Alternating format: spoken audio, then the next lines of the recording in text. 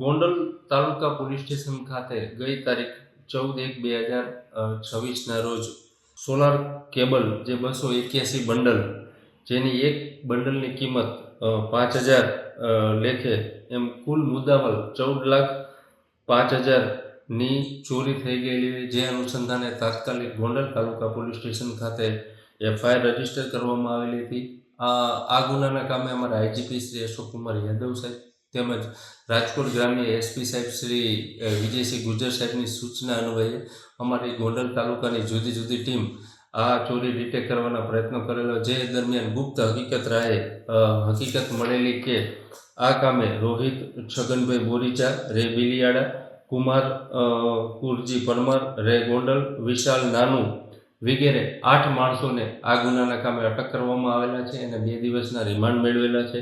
આની એમો એવી હતી કે જૂન 2025થી અત્યાર સુધી આ જે કંપનીમાંથી જે ગોડાઉન હતું તેમાંથી જે આ કેબલ જે સોલારના હતા બંડલ એ ફેરવતા હતા, જે અનુસંધાને આ કામે તાત્કાલિક ગોંડલ તાલુકા પીઆઈ ડોડિયા તથા તેની ડી સ્ટાફની ટીમને આ આરોપીઓને તમામને ઝડપી લીધેલા છે.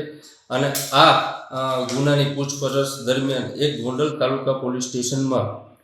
જે જલારામ જીન આવેલું હોય તેમાંથી 200 મણ ઘઉંની જે ચોરી થયેલી હતી તેની પણ આ